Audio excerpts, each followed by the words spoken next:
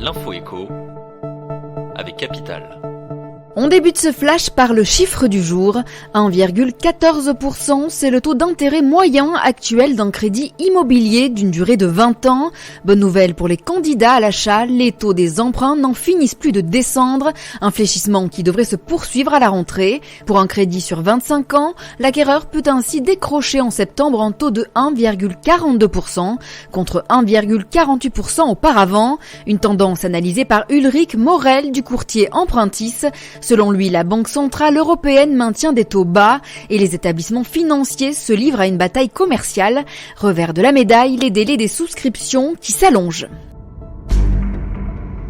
L'info pratique Capital concerne le site internet des impôts. Après l'attaque informatique subie par le site à la fin juin, l'administration fiscale a renforcé la sécurité de votre espace personnel sur impôts.gouv.fr. Désormais, en cas de perte de votre identifiant, Bercy vous demande de répondre à une question secrète pour recevoir un nouveau code. Jusqu'à présent, les impôts renvoyaient directement un nouvel identifiant par mail à l'usager. Or, c'est via la boîte email des particuliers que des hackers ont pu pirater leur compte. Pour améliorer encore la sécurité informatique du site, le fisc planche sur des dispositifs complémentaires. On parle par exemple de l'envoi d'un code par SMS ou de l'instauration d'un système biométrique. Le coup de gueule du jour est poussé par l'Europe contre Google for Jobs. Cette semaine, la commissaire européenne à la concurrence a annoncé le lancement d'une enquête préliminaire. L'objectif est de vérifier si le géant américain favorise ses propres services dans la recherche d'emploi. Il y a quelques jours, 23 plateformes d'offres d'emploi avaient accusé Google for Jobs d'un tel abus de position dominante. Alors les internautes à la recherche d'un job sont-ils lésés dans l'histoire?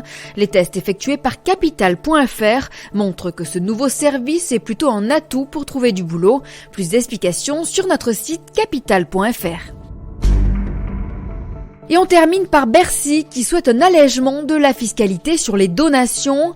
Présent à l'université d'été du MEDEF ce jeudi, Gérald Darmanin a clairement plaidé pour une refonte de la taxation des donations, une réforme des successions qui aura lieu dès que le gouvernement aura des marges de manœuvre, selon le ministre.